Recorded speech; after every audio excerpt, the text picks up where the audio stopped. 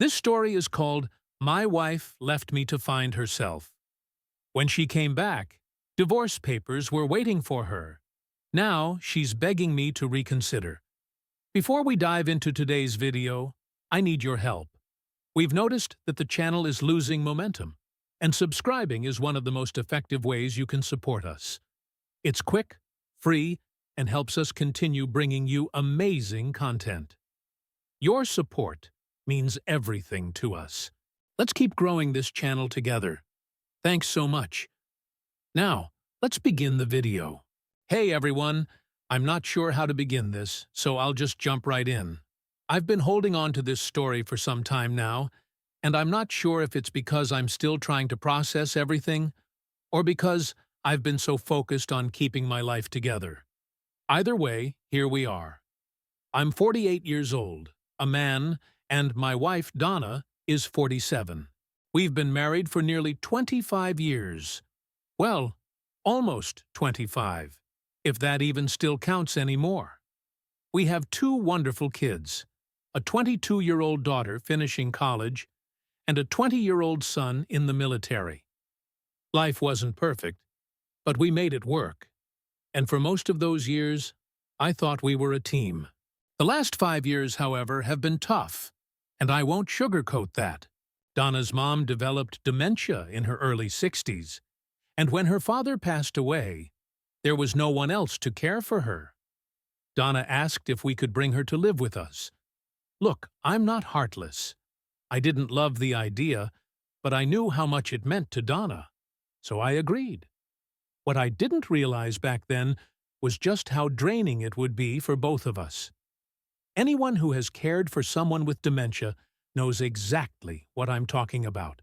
The days become this constant cycle of helping, reminding, and cleaning up after them. Imagine being constantly exhausted, watching someone you love slowly fade away. Donna took it the hardest. She was always stressed, worrying about her mom and fearing she might end up the same way.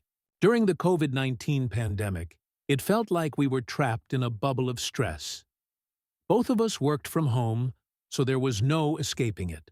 Her mom would wander around the house, forgetting where she was, or get upset over something minor and completely lose control. Donna would cry at night, telling me she didn't think she could handle it anymore, and I'd reassure her that we were in this together. When her mom finally moved into a memory care facility earlier this year, I thought, okay, we've made it through the worst, things will get better now. But the damage had already been done. Donna wasn't the same. She felt guilty for putting her mom in a home and said she felt like time was running out for her, that she didn't have much time before dementia would get her too. I tried to comfort her, but nothing I said seemed to help. We'd always talked about traveling once the kids were grown and her mom was taken care of. That was the plan. Sell the house, quit our jobs, and travel the world together. We even had a timeline, summer of 2023. We saved for it, talked about it for years. I still remember Donna saying one day it would just be the two of us in the open road. She talked about driving through small towns, staying in cozy bed and breakfasts, and waking up without a set agenda. We'd sit for hours imagining the places we'd go: Greece, Italy, the Grand Canyon. She'd get this look in her eyes, like she could already see it, and I believed her. I thought it was something we were both excited about, something we both still wanted. But then, one day, I came home from running some errands and saw a letter on the kitchen table. I didn't think much of it at first, assuming it was just some mail she'd left out for me. But when I opened it, my stomach dropped. The letter read, "I'm sorry. I need to find myself. I love you, but I can't keep living like this. Please try to understand. I'll be back when I'm ready." I can't even describe the feeling I had reading that. I stood there for a minute, holding the note, trying to make sense of the words in front of me. She left, just like that. No argument, no warning, no discussion. Just gone. I looked around the house, And that's when it hit me. Half of her clothes were gone. Some of her favorite things were missing. It wasn't like she was just going to stay with a friend for the weekend. She had left. I tried calling her, but it went straight to voicemail. I texted, asking where she was and if she was okay, but got no response. My mind raced, wondering what had happened. Was she safe? Then I checked our bank accounts. That's when I saw it. She had taken most of our savings. It wasn't just her money. It was our money. The money we had saved for years for that trip we had planned to take together. I can't even begin to explain what I felt. Shock, anger, betrayal, every emotion hit me all at once. For the next few days, I couldn't focus on anything. I kept trying to contact her, but it was like she had disappeared. Then, a week later, my daughter was pacing around the kitchen, phone in hand, shaking her head, as if she couldn't believe what she was seeing. "Dad," she said, "she looks happy." "How does she look happy?" She showed me her phone with a picture of Donna laughing among a group of strangers. In the image, Donna was sitting on a beach, wearing sunglasses, surrounded by unfamiliar faces, people I didn't know at all. I remember staring, 507, at their forced smiles, thinking to myself, who are these people? How do you just join a random group like that when you have an entire family at home? The caption read, "Cheers to freedom, new beginnings, and finding happiness." I wasn't sure what kind of freedom she was celebrating, but it definitely wasn't mine. "Did she not care about us at all?" my daughter asked, her voice cracking. I didn't know how to respond. What could I say? That the woman who had raised her, who went to her soccer games and comforted her through every heartbreak, had just walked away? I placed my hand on her shoulder and said, "I don't know, kiddo." I wish I had an answer. She didn't cry. Instead, she muttered, "I don't even know who she is anymore," before retreating to her room and slamming the door. That hit me harder than anything else, seeing my daughter, who once adored her mom, now look at her like she was a stranger. It wasn't just about the money. It was the fact that Donna had chosen to leave. She didn't just walk out on me. She walked out on her family, on the life we'd built together for 25 years. She didn't care how this would affect our kids, and she didn't care that I was the one left to pick up the pieces. For days, I kept waiting for a text or a call, anything, but it never came. That's when I began to understand something that has stuck with me ever since. Donna didn't leave because of me. She left because she didn't want any responsibilities anymore. And that's when everything fell apart. The next few days were utter chaos. I checked all our joint accounts and realized she had been planning this for some time. It turned out that our trip had been nothing but her solo escape. She had drained nearly all of our shared savings, money we'd saved for years, for our future. Gone. I tried calling her again, but it went straight to voicemail. I sent texts. Nothing. It was like she had vanished. My daughter, still in college at the time, tried reaching out as well. She got one text back. Donna said, "I love you, but I need this. You'll understand when you're older. Tell your brother I'm okay." Understand? Understand what? That my wife had just abandoned her life and family to live freely? No, it got worse when Donna started posting more on Instagram. It wasn't just random beach shots anymore.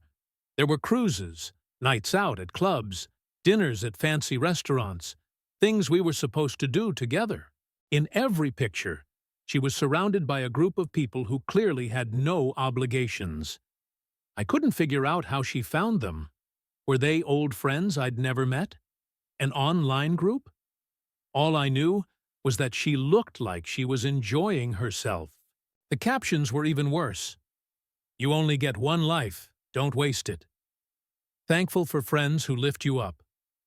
Lift you up? Where were these friends when her mom was struggling? Where were they when she stayed up at night worrying about getting dementia? I guess those friends only matter when you've got money to burn and no responsibilities. But one post really got to me. She wrote, "Grateful for my amazing husband who understands and supports me through this journey." I nearly threw my phone across the room. I wasn't supporting anything. I didn't even know where she was. It was as if she was trying to create the illusion that I was just sitting at home, smiling, while she was off living some grand adventure. Meanwhile, I was left scrambling to pay the bills. The mortgage was due. The car payments were due. The utilities didn't care that my wife had run off with most of our money. I'd always been careful with finances, but I never expected to have to manage everything on my own, without any warning. After a few weeks, the bigger picture started to become clear.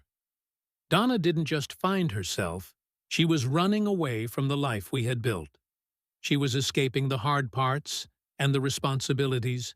I thought we were a team, but now I understood she'd been harboring resentment for years.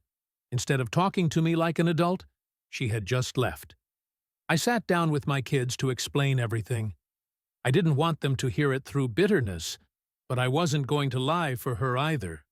My son, stationed across the country, was furious. I could hear it in his voice when he called. "Dad, what the hell is going on? I just got a text from Mom, and she's acting like everything's fine. She sent me a picture of a damn sunset and wrote, 'Hope you're doing well. Miss you.'" Miss me? What does that even mean? He paused, and I could hear him try to calm down. "Dad, she doesn't get to act like this isn't a big deal. She can't just send me pictures of sunsets like nothing's wrong." "You're right," I told him. "She doesn't. Has she talked to you? Given you a real reason?" I wanted to say something that would ease his frustration, but there was nothing to say. "No," I admitted. "She left a note, took the money, and disappeared." "I don't understand it, Dad. How can you just leave your family like that?" "I don't know, son," I responded, trying to maintain control over my voice. "I don't know." Meanwhile, my daughter was just shaking her head, scrolling through her mom's Instagram as if she couldn't believe her eyes. "Dad, this isn't right," she remarked. "Mom's acting like she's 25, hanging out with these people." I didn't voice it, but I was thinking the same thing. Donna appeared younger than her age, and she had always been obsessed with staying that way. She took care of her body, exercised, and always made an effort to look good. I used to admire that about her. Now, though, it felt like she was trying to erase the life we had spent decades building. The carelessness of it all stunned me. Here was a woman who had spent years complaining about not being able to do this or that because of our responsibilities, and now she was tossing it all away as though the rest of us were still living in the same reality she had abandoned. I didn't expect her to act like a saint, but I also didn't think she'd simply leave us. That was the part I couldn't understand. She had always been the organized one, the planner, yet she walked away from everything without a second thought. What truly bothered me, though, was that she was texting our daughter every few days, saying things like, "I miss you. I just need time. I'll come back when I'm ready." As if she were on some spiritual retreat, instead of partying with a new group of friends in Bali, or wherever she ended up. Ready for what, though? To return home and act as though nothing had happened? She actually thought that after everything, she could just waltz back into our lives as if we had been waiting for her return. That's when the anger started to build. At first, I was too stunned to feel anything other than confusion, but now I was beginning to see Donna for what she truly was. She wasn't just lost or confused. She was being selfish, plain and simple. If she thought I would sit here forever waiting for her to figure things out, she was sorely mistaken. After a month of watching my wife live it up on social media like some influencer on a never-ending vacation, I began to accept the reality of the situation. What bothered me most wasn't just that she left. It was her total lack of shame about it. Every time I thought she couldn't surprise me anymore, she would post something new. It's one thing to leave, but it's another to present yourself as some free spirit, living your truth, while your husband is stuck at home drowning in bills, and your kids are left wondering what to think. One day, she posted a video on her story with a bunch of her friends, both men and women, in the background. You could hear someone say, "Donna, you've got to stay with us for the New Year's party." And she replied, "Oh, I'm not going anywhere. I'm free now." Free. That word again, as if she had been trapped for 25 years, instead of being part of a marriage, raising kids, and building a life. It made my blood boil. I vented to a few close friends, and they all said the same thing. I needed to talk to a lawyer. The thing was, I had already done that. I sat down with my lawyer the week after Donna left. She told me that legally, there wasn't much I could do yet because, technically, Donna hadn't abandoned anything but me. If I wanted a divorce, I would have to wait for her to come back, or at least make herself available to be served with papers. In the meantime, I froze all of the credit cards she could still access, shut down anything she might try to use, and made sure her phone was no longer part of our family plan. The phone move turned out to be pretty clever on my part, because when I blocked international calling, she ended up taking herself off the plan altogether. Small victories, I guess. A couple of weeks later, I heard from my daughter. She called me after talking to Donna, her voice shaking with frustration. Apparently, Donna told her something along the lines of, "I just need to live before it's too late. You'll understand one day when you have your own family." That pushed me over the edge. My daughter, bless her, tried to talk some sense into Donna. She told her how hurt we all were, how this wasn't just her life to walk away from. And what did Donna say? "I need to be selfish right now. I'll come back when I'm ready." Selfish? No kidding. It wasn't long after that conversation that I saw a post from her about being in Bali with her tribe. Her tribe. She had found a new term for her group of freeloaders. She honestly sounded like someone who had read too many self-help books. Here I was, working long hours to keep the house and cars paid for, making sure our kids didn't completely spiral from this, while she was dancing barefoot at a beach bonfire with her new tribe, living without any responsibilities and with no shame. At one point, I even started wondering if she had planned all of this before she left. Did she meet these people online? Were they some kind of group who convinced her to run away? The more I thought about it, the more it seemed like she had been preparing for months. She must have had the trip planned. She must have been talking to these people.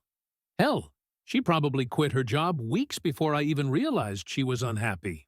But the thing is, whenever I reached out to her, asking for an address to send her the legal documents because, frankly, I was done waiting, she responded, saying we would discuss it when she was ready to come back. She truly thought she could simply return to our lives as if we had all been waiting for her to figure things out. It seemed like Donna didn't feel she had done anything wrong. In her mind, everything was justified, and she deserved it. We were supposed to understand her entitlement, which was beyond unreasonable. By the end of that month, I'd had enough. My anger was starting to outweigh the confusion. This wasn't just a midlife crisis anymore. It was who she had become. I wasn't about to sit around pretending to be the supportive husband. So the following day, I called my lawyer again and told her I was ready to file for divorce. I was done waiting, done hoping. I wanted out. She told me we couldn't file just yet because Donna was still off the grid, but we could have everything ready. The papers were prepared. Asset division, repayment for the money she took, the entire process. The lawyer explained that since I had been covering the mortgage and bills alone, the courts would likely factor that into the proceedings. The plan was straightforward. When Donna returned, and eventually she would be served with the papers. No explanations, no apologies, just the legal documents. I'll admit, deciding to divorce her wasn't easy. You don't spend 25 years with someone and walk away overnight. But I wasn't the one who left, and I wasn't the one who drained our savings while posting selfies with random strangers in Bali, leaving my family to pick up the pieces. Donna made her choice, and now I was making mine. Thanksgiving was approaching, and I wasn't sure what to do. At first, my daughter didn't want to stay home. Too many memories of family dinners with her mom. I didn't blame her. My son couldn't come back from his base, so it was just the two of us. Then, unexpectedly, Donna's sister called me and invited us to Thanksgiving at their house. At first, I wasn't sure how to respond. Wouldn't it be strange? I didn't want to show up and have everyone staring at me, wondering what Donna was up to. But her sister said something that stuck with me. Don't let her choices stop you from having a family. So, I agreed. We drove to Donna's sister's house the day before Thanksgiving. I was nervous, but when we arrived, it wasn't awkward at all. Donna's family embraced me and my daughter as if nothing had changed. I think they were embarrassed by what Donna had done, but no one directly addressed it. They just welcomed us and tried to make the day as pleasant as possible. At one point, Donna's mom's name came up, and I thought it might make things uncomfortable. But instead, her brother placed his hand on my shoulder and said, "You did right by her, man. We all know that." That was the first time in months I didn't feel entirely alone. My daughter and I sat at the table eating and laughing with everyone, and I wondered if Donna even realized what she had thrown away. She wasn't there, but we were, and we still felt like a family. When we got home, my daughter posted a simple photo from Thanksgiving. Just us smiling with her aunt and uncle. No drama, no hidden meanings. I didn't think much of it until 2 days later, when Donna texted my daughter. She wrote, "I saw the picture. I hope you're both okay. I'll be back for Christmas. We'll talk then." My daughter showed me the text and simply said, "She's got some nerve." I smiled and shook my head, because what Donna didn't realize was that, by Christmas, I'd be ready. The divorce papers were ready, my lawyer was prepared, and when she returned thinking we'd have a long discussion, she was in for a surprise. The weeks leading up to Christmas were quieter than I expected. I didn't hear much from Donna. She wasn't posting as much on Instagram, no beach pictures, no group dinners. It was as if she was winding down, but not in a good way. I started to wonder what was next for her. Did she think this little escape was going to last forever? She had no job, no home, and as far as I knew, she had already burned through most of the money she took. Maybe reality was starting to hit her. Meanwhile, I was preparing for her return. My lawyer and I made sure everything was set for the divorce. Since I had been covering the mortgage and bills, the courts would likely take that into account. Donna would owe me for what she took, and we would split assets fairly, not according to her sense of entitlement. I also made sure the house was secure. Locks changed, the security code updated, and the emergency key that used to be under the flower pot was gone. I wasn't taking any chances. I didn't know what to expect when Donna came back, but I knew one thing for sure. She wasn't walking back into my house like she still lived here. I tried to keep my daughter informed, but I didn't want to burden her too much. She was already angry with her mom, and I didn't want to make things worse. One night, she asked if I thought Donna would really come back for Christmas. I told her I was ready for her. "Do you think she'll be sorry?" she asked.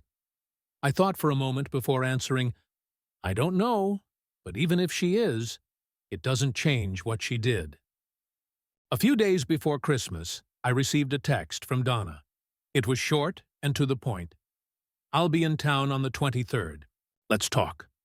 That was it. No apology, no explanation, just, "Let's talk." I stared at the text for a while, half expecting to feel something, anger, maybe sadness, but I felt nothing. If anything, I felt relief. Relief that I finally had a plan, that I wasn't waiting anymore. I texted back one word. Okay. The truth was, there was nothing left to discuss. Donna didn't understand that yet, but she would when she showed up at my doorstep, expecting to have some emotional conversation, only to be handed the divorce papers. Christmas was going to be different this year, but I was ready for it. On the 23rd, everything was set. I tidied up the house, making sure everything was in its proper place, and then I sat down to wait. My daughter was staying at her friend's house for the night, which was probably better that way. I didn't want her to witness what was about to unfold. When I finally heard the doorbell, my heart raced, but I kept my expression calm. I opened the door, and there she was, Donna, standing there as if nothing had changed. She looked great, of course, she always did, but there was something in her eyes, like maybe she was expecting me to be happy to see her. I didn't say anything right away. I just stared at her. "Hi," she said, smiling faintly, like it was just another normal day. I didn't return the smile. Instead, I reached behind me, grabbed the manila envelope from the table, and handed it to her. "What's this?" she asked, her smile fading. "Divorce papers," I replied. Donna blinked, as if she hadn't understood me correctly. "What? Why?" I locked eyes with her and said, "You left. You made your choice, and this is mine." And, just like that, the conversation was over. She stood frozen, looking at the envelope in her hands. I don't know what she expected when she showed up, but it certainly wasn't that. For a brief moment, I thought she might break down, but instead, she glanced at the envelope and said, "You didn't have to do this." That one line almost made me snap. "I didn't have to," I repeated. "You left, took our savings, ran off with strangers, and acted like I should just be okay with it. You're the one who did this, Donna. Not me." She opened her mouth like she was going to argue, but then stopped. For the first time in months, I think she realized how far things had gone. She stepped back slightly, as though unsure whether to come in or leave. "Can I come inside?" she asked quietly. "No," I said. I wasn't harsh about it, wasn't yelling or being dramatic. I was just done. Done with letting her make the rules. Done with letting her come and go from my life like nothing happened. For a moment, we stood there, her on the porch and me in the doorway. She looked around, taking in the house, the yard, the home she had walked away from. I wondered what was going through her mind. Was she regretting it? Was she embarrassed? Did she even care? "Can we at least talk?" she asked. I sighed, feeling more exhausted than angry. "There's nothing left to talk about, Donna. The papers say everything you need to know." She stared at me for a moment longer, then looked down at the envelope again. Without another word, she turned and walked back to her car. I watched as she drove away. Christmas Eve was quiet. My daughter came home, and we spent the evening watching movies and wrapping a few gifts. I didn't bring up Donna, and neither did she. We were both tired of talking about it. At one point, my daughter asked, "Do you think Mom's going to sign the papers?" "I don't know," I said honestly, "but either way, we're moving forward." Donna was gone. Maybe she had been gone long before she physically left. Maybe the woman I married had already started slipping away, 1 year at a time, while I was too focused on keeping everything together to notice. Either way, she wasn't coming back. Not really. And that was fine. The next few weeks were spent wrapping up loose ends. My lawyer informed me that we could proceed with the divorce even if Donna refused to cooperate. I didn't expect her to put up a fight, though. She'd been too busy chasing sunsets and vague notions of freedom to care about what came next. By mid-January, Donna finally signed the papers. No explanation, no message, just her signature at the bottom. When my lawyer called to tell me it was finished, I didn't feel the sense of relief I thought I would. It wasn't a big moment where I threw my fist in the air and celebrated. It felt more like closing a door, one that had been left ajar for far too long. I hope she finds whatever she's searching for. I truly do. But it won't be with me. It's been a few months now, and life feels more stable. The house is quieter, but in a good way. I ended up selling it and moving to a smaller place that doesn't feel so empty. I started reconnecting with friends and picked up a few hobbies I had set aside over the years. My kids are doing well, too. My daughter is about to graduate, and my son is thriving in the military. We've all adjusted to this new reality, and honestly, it's better than I expected. Looking back, I don't regret the years I spent with Donna. I don't regret the sacrifices, the tough times, or even the good ones. What I do regret is believing I had to hold everything together by myself, that I had to wait for her to finish finding herself before I could get my life back.